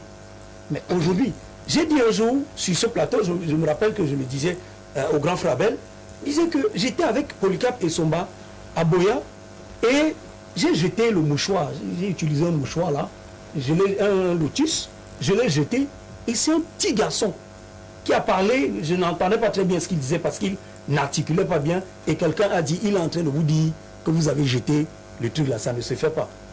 Et c'est là où en suivant le doigt de l'enfant, je me rends compte qu'il est en train de me montrer que voilà la poubelle devant. Mais est-ce que je devais le faire? Non. Or, à Douala, on le fait tout le temps. Dernier exemple. À Bamenda, j'oublie mon sac, ma valise avec 2 laptops dans un taxi dans la nuit. Je ne peux plus prendre le bus. Je fouille le chauffeur toute la nuit, je ne le trouve pas. Je rentre dormir à l'hôtel, mais vraiment sans dormir. Le lendemain, je fais le tour, je ne le trouve pas. Et c'est un monsieur qui dit, c'est vous qui cherchez le sac, toujours à la gare routière. Oui, allez au syndicat. Je vais au syndicat à côté de Total Coin et mon sac est là-bas. On me demande simplement de dire quels sont les effets qui sont là. Après, j'ai mis le mot de passe sur les deux laptops. Ils ont confirmé que c'était mon sac. Vous savez combien? On m'a demandé de payer 2000 francs. J'ai donné 10 000. Ils ont refusé de prendre. Bertrand. Donc, pour vous dire que... même qui coupe les têtes des gens. On a quand même à un moment donné atteint dans ce pays et dans d'autres pays africains ce degré de patriotisme, mais qui est davantage perverti, justement parce que on ne peut pas arriver au pouvoir parce qu'on veut, parce qu'on a les moyens, on arrive au pouvoir parce que seule la France, seul le colon peut vous lisser au pouvoir. Est-ce que c'est le colon qui pervertit nos scènes politiques au point où on arrive à observer cette violence? Il faut rappeler que le Cameroun n'est pas en marge. Avant la présidentielle, on a connu une forte pression, une forte tension. Même après la présidentielle, cette tension également est restée perceptible jusqu'au niveau des élections locales, notamment les municipales et législatives qui viennent de se dérouler au mois de février dernier. Oui, avant de vous répondre, je voudrais d'abord dire à M. Elimi Lobé et à M. Tchoumi que les États-Unis ont terminé leur guerre d'indépendance en 1783. La France, l'événement de la République française, c'est 1789. Voilà. 18e siècle. Et entre 1789 et maintenant, la Constitution française a été modifiée 41 fois. 24 fois après la Constitution de 1958. La dernière Constitution française, c'est en 2008. En 2008, on est parti d'un septennat à un quinquennat. Est-ce que vous pouvez nous dire combien de fois la Constitution camerounaise a été modifiée? Parce qu'il ne faut pas vous asseoir, induire les téléspectateurs en erreur. La modification de la Constitution se fait dans tous les pays du monde entier. Sachez donc aujourd'hui qu'une quarantaine de fois, sa constitution, une quarantaine de fois, depuis 1789. Voilà, et ne soyez même pas sûr qu'avant la législature de Macron, qu'il y ait une nouvelle modification de la constitution française. Pour les réformes de l'État. Non, pas pour les réformes. Je vous ai dit qu'en 2008, ils sont passés du septennat au quinquennat. Parce que vous vous êtes assis là et vous avez dit on ne modifie pas la constitution en France, on modifie pas aux États-Unis. Non, ce n'est pas vrai. Nous avions au Cameroun, nous sommes indépendants depuis 1960. Ça fait 60 ans. On a le pluralisme politique depuis 90. Depuis 90. La constitution camerounaise a été modifiée combien de fois? Alors, nous sommes un État en construction, nous sommes une démocratie en construction. Et c'est normal que lorsqu'après une période, nous faisons l'évaluation de notre niveau de démocratie, d'engagement citoyen, que nous allons vers la modification de la Constitution. Parce que les gens dont tu as cité là le font ailleurs. Retenez donc aujourd'hui que la France, depuis 1958, qui marque l'avènement de la 5e République, a modifié la Constitution 24 fois. Chaque fois pour réformer l'État. Comprenez donc ça. Donc laissez les Africains, dites déjà, laissez les Africains modifier leur Constitution pour bonifier leur société, pour bonifier leur État. Pour bonifier leur État de droit. C'est bien. Voilà. On a dit qu'on ne parlait pas. Non, je le sais. Et puis, c'est la Constitution. Vous voulez m'amener à parler du MRC. Je vous dis que je vous donne. Il y a deux voies pour modifier la Constitution. Oui. Soit par le Parlement qui représente l'ensemble du peuple camerounais, soit par la voie référendaire. Et je vous conseille au MRC ne boycottez plus les élections législatives, ne boycottez plus les élections législatives. Parce que le jour où on va vouloir modifier la Constitution par voie parlementaire, vous ne serez pas là. Et vous n'aurez rien à dire. Voilà. Le Parlement, comprenez que c'est un conseil, parce que c'est comme s'il manque de conseil. Le Parlement camerounais, c'est qu'un président au Cameroun. Le Parlement camerounais, c'est que la CAN sera organisée. C'est pour lui dire que on est allé dans plusieurs sens. Que c'était encore quoi le. Je demandais simplement, est-ce que la perversion qu'on a aujourd'hui de notre classe politique est davantage le fait de la colonisation, le fait de ces colonisateurs qui, eux, continuent à redistribuer les cartes. Non, M. Tandina a été clair au début, c'est que les gens rentrent en politique pour espérer être président de la République, et ce n'est que ça qui les intéresse, parce qu'ils ne travaillent que leur image personnelle pour pouvoir être président de la République. C'est-à-dire, ils ne constituent pas le parti de manière à aller vers l'éducation à la base, attirer d'abord les sympathisants, après les militants, pour pouvoir avoir la masse critique qui peut imposer toute forme de transformation de notre environnement sociétal. Ils ne font pas ça. Ils ne travaillent que pour être président. Et vous voyez donc, résultat des lorsque on le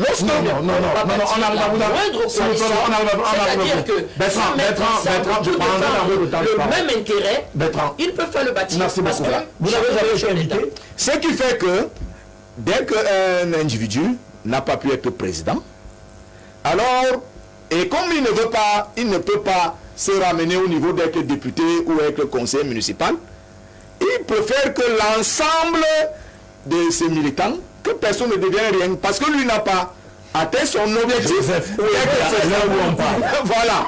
Vous voyez, ça veut dire que Paul Biya, à l'heure où nous sommes en train de parler, c'est-à-dire qu'une stratégie, c'est très important. On ne parle pas de M. Il insiste. Non, on ne parle pas de M. Je n'ai pas prononcé le nom, peut-être vous vous sentez directement concerné, et je suis en train de dire que c'est une stratégie nombriliste, égoïste, qui fait en sorte, au lieu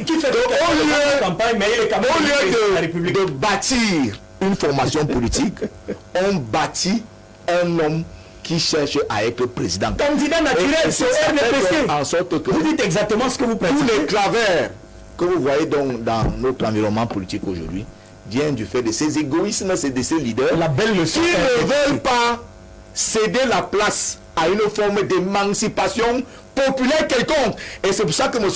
Tassinda fait bien de vous dire aujourd'hui président au Cameroun, il n'y aura aucune coalition valable, parce que tous les responsables politiques sont dans des égoïsmes démesurés. Voilà, le grand frère qui à côté de moi est venu avec la plateforme Kaotal. Il a eu combien de personnes qui l'ont suivi après? Alors, monsieur le ministre, s'il vous plaît, merci. Est-ce que ces égoïsmes dont on fait cas aujourd'hui sont malheureusement, le diable continue par la queue en Côte d'Ivoire et en Guinée-Conakry? Exactement. La Côte d'Ivoire souffre aussi de sa classe politique. C'est-à-dire au-delà de M. Ouattara, qui est vraiment l'élément perturbateur, le plus tôt pourquoi sera vous estimez parti de qu'il ce soit... pays. Et pourquoi vous estimez Mais parce que cette constitution-là, dans la coalition aujourd'hui du chassement, appelons ça comme ça, du chassement de M. Ouattara, ben, il y a des gens en 96 qui expliquaient que la constitution est bien comme ça. C'est ça. Je veux dire que moi, je ne cache pas mon camp en Côte d'Ivoire. Je suis un enfant du FPI. Donc je peux dire que je roule pour le FPI. Mais en 96, quand M. Ouattara modifie cette histoire, beaucoup qui crient aujourd'hui que la Constitution faisait le tour de la Côte d'Ivoire avec M. Ouattara et expliquant aux populations que c'est bien comme ça. Aujourd'hui, ils sont en train de demander à ce que la Côte d'Ivoire brûle. Dans une coalition fourre-tout pour chasser M. Ouattara, moi je l'ai déjà dit à mes parents du FPI, je ne suis pas dedans. Je ne suis pas dedans, je ne suis pas dedans. Voilà le problème de la classe politique en Côte d'Ivoire. Je ne veux pas être très acide avec le patriarche Bédier. Ben, il était à l'hôtel du Golfe. Hein. Il faut être acide avec. Il va lancer l'appel de Daokro sans demander l'avis du parti, c'est-à-dire en 2015. Il y aura même, c'est lui qui va créer à la limite le KKB que tout le monde insulte. Mais dit que le patriarche, comment est-ce qu'un grand parti comme le PDCI, dans un moment aussi délicat de la vie politique, on peut ne pas avoir de candidat? Surtout qu'en Côte d'Ivoire, il y a un système électoral qui permet à une élection d'aller à une élection à 2 tours. Donc il va faire taire toute possibilité au PDCI d'être candidat pour décider lui seul d'apporter un soutien à M. Ouattara, qui va modifier la constitution et qui va le regarder droit dans les yeux comme ça et dit M. Bédier, je ne serai pas candidat. Voilà le problème d'une bonne partie de la classe politique en Afrique. Donc pour vous dire que même dans cette coalition, la Côte d'Ivoire, à part le président Gbagbo, nationaliste, panafricaniste, qui défend une véritable idéologie, la Côte d'Ivoire souffre de sa classe politique. C'est la même chose qu'en Guinée, c'est la même chose qu'au Mali. Je vous ai dit, au Mali, personne n'a jamais modifié la constitution. C'est 2 mandats là-bas au Mali. Mais regardez, en 4 coups d'État. Donc même l'armée malienne, il faut la dire, c'est l'un des pays les plus résilients. Tout à fait. Tout ce qu'on vous dit de ce Cameroun-là, au point où la signature du Cameroun aujourd'hui est crédible dans toutes les agences financières. Le Cameroun peut lever 4 eurobonds. Le Cameroun, M. Biya peut décider demain de faire. C'est ça, les investisseurs donnent. Donc, c'est 38 ans de pouvoir. Mais moi, je préfère ça quand même. Et avoir un semblant de stabilité que M. Ibeka, qui a tenu à peine 8 ans de pouvoir, et 70% du pays a été arraché par les djihadistes. 800 000 km² du Mali a été récupéré par les djihadistes. C'est la démocratie là-bas, c'est un démocrate. Donc, vous voyez donc que vraiment, c'est très délicat ces histoires-là. Je préfère aussi quand même des gens qui installent. Moi, je l'ai toujours dit, je suis un partisan des pouvoirs forts. C'est-à-dire que comme en Chine, pour peu qu'ils soient reçus dans un bureau de Matignon, qu'est-ce que soit ce que vous lui dites, monsieur Abel Ebi, il le regarde de travers et dit que je viens de toi. Mais par contre, quand il perd l'élection, il dit à monsieur Abel Elimbi que aide-moi à marcher, allons à étudier, chassons Paul Biya. On va sortir avec vous, Abel Elimbi, le temps imparti à ce programme arrive pratiquement à son thème, parce qu'on aura également 5 minutes à consacrer à la lecture des SMS, de 21h à 23h le soir, Abel. Est-ce que finalement, on peut éviter des véritables crises sociopolitiques en Côte d'Ivoire et en Guinée-Conakry, quand on sait par exemple que la Côte d'Ivoire sort de 10 années quand même de guerre civile, la Guinée n'a pas échappé pratiquement également à cette spirale de violence post- ou pré- et post-électorale. Ce n'est pas Ouattara qui peut amener la paix en Côte d'Ivoire, c'est quelqu'un qui a fait la guerre. Quelqu'un qui a fait la guerre pour renverser les institutions démocratiques. Tout à fait. Je ne crois pas en lui. Ce n'est pas la peine de faire un débat là-dessus. J'ai 3 choses. Je suis un fervent croyant à l'idée qu'il faut de la morale en politique. Moi, c'est vrai. Tant que nous allons avoir en Afrique des hommes politiques qui pensent que tout peut se faire pourvu que j'arrive au pouvoir, pourvu que j'atteigne mes objectifs, on aura ce que nous voyons. C'est vrai. 3 choses. J'ai lu tout à l'heure cette pensée de la Bible où Jacques dit que mes frères, un figuier ne peut pas produire des olives. C'est comme s'il disait qu'un manguier ne peut pas produire des citrons. Mais regardez avant lui ce que Paul dit. Toutes choses sont permises Mais toutes choses ne sont pas avantageuses. Toutes choses sont permises, mais toutes choses ne bâtissent pas. Tu es permis de dire que le manguier peut produire le figuier. Mais ça, De sortir le doux et la mer de la même source. Mais est-ce que ça bâtit? Et puis Paul revient dire à Timothée que en présence de Dieu qui garde en vie toutes choses et de Jésus-Christ comme témoin, a fait la belle déclaration publique devant Ponce Pilate. Je t'ordonne.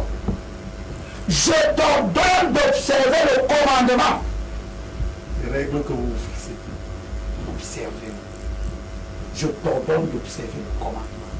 Et le roi Salomon dit, longtemps avant eux tous, ne déplace pas les bornes anciennes que tes parents déplacent. Tu trouves des règles, tu les déplaces. La Constitution dont on parlait. Donc, c'est cette culture. Et je ne sais pas beaucoup le président Biya dans mes travaux politiques. Parce que nous sommes dans un contexte au Cameroun où si tu dis que Paul Biya a dit c'est ça, oh, il t'a déjà acheté. Comme je ne veux pas qu'il m'achète, je ne cite pas très souvent. Mais je lis tout ce qu'il dit. Ah oui. Il a dit un jour dans un de ses discours que j'ai ici, en parlant au Cameroun, le respect de la parole donnée. ah oui. Ça compte aussi en politique. Quels sont ces acteurs en politique qui établissent des constitutions quand ça les arrange sur les charges? Une même bouche qui dit la mer et le loup, qui ne respecte pas le commandement, qui déplace les bornes qu'on a trouvées. On patauge dans cet univers. C'est pour ça qu'en fin de compte, on a la liberté de contester les élections. Et ça ne s'arrête pas là. On passe de la culture de la contestation des élections à la culture de la contestation de tout. Tu vas faire un concours à l'INAM, tu échoues, tu contestes la qualité des décisions, tu contestes les jurys, tu contestes tout.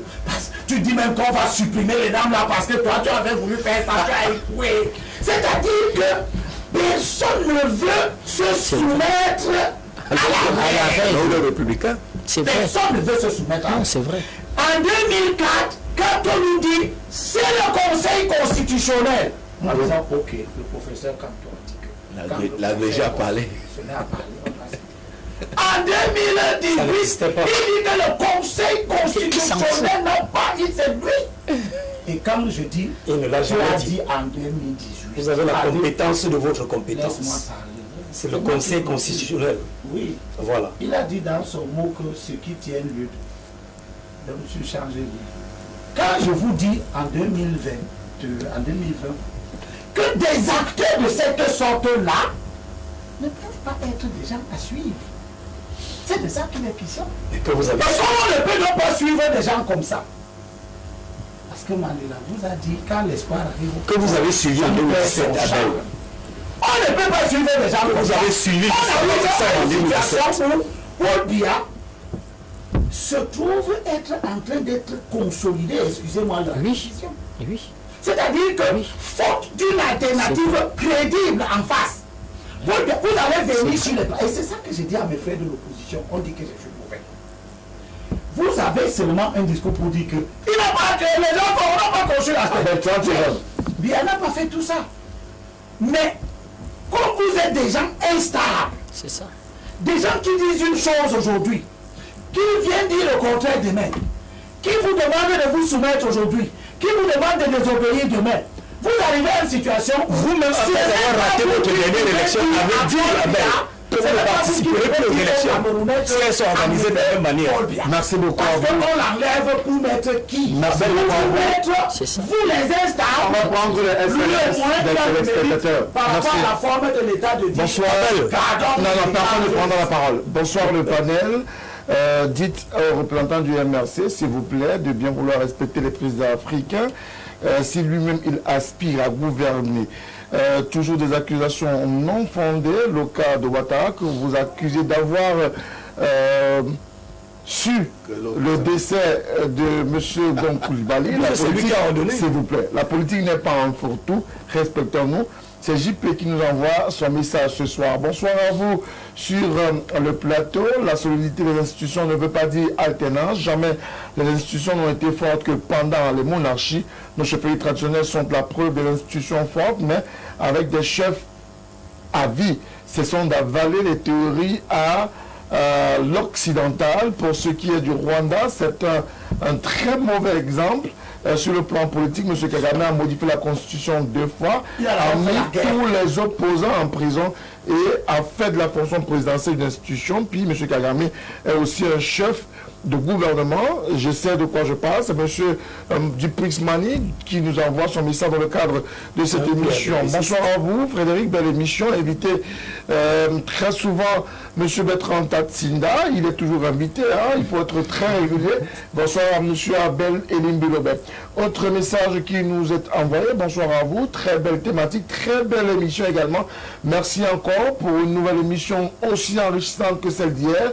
Super à vous tous sur le plateau. C'est M. Max Toussaint-Touquet de PK11 qui nous envoie son message. Bonsoir à vous. Bonne émission comme d'habitude. Une marche pacifique. Alors, le message est super long. On ne pourra malheureusement pas le lire en entier. On va lire simplement une partie. Il est super long le message. J'interviens aussi au sujet de la modification de la Constitution, qui est un faux débat. Il n'est pas interdit de modifier la Constitution tant qu'on observe les mécanismes prévus par la Constitution que l'on veut changer. Et d'autre part, il nous dit, le représentant du MRC, me surprend agréablement ce soir, à la fois par son message et par son attitude particulièrement respectueuse. Félicitations à lui, c'est ce que nous dit ce téléspectateur qui nous a envoyé son message, M. Babidi de la principauté de Bonandam, qui nous a écrit également son message ce soir. Bonsoir à vous sur le plateau. L'aspiration d'un parti politique est d'accéder au pouvoir. M. Abel Limblobet est certainement dans cette logique, mais il faut savoir également que les élections visent à élire un individu ou un autre. Donc, on peut également contester l'élection de celui-là ou pas.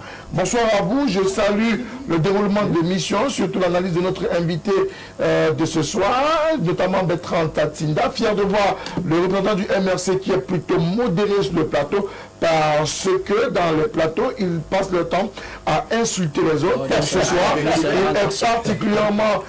particulièrement à féliciter.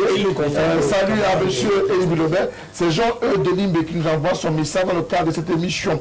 Autre message également, cette émission est l'une des meilleures avec ce panel assez choisi sur le volet. Et s'il vous plaît, amenez-nous souvent dans les thématiques panafricanistes plutôt que sur les thématiques où on parle du MRC et du RDPC. C'est encore nettement meilleur. C'est Franklin Dignala qui nous a envoyé son message. Il y a plusieurs messages comme ça qui nous sont adressés. Bonsoir à vous. Très belle émission. La modification de la Constitution dans les démocraties tropicales africaines concerne simplement le maintien des tyrans au pouvoir. Monsieur Mboutouzé doit cesser de faire du sophisme politique.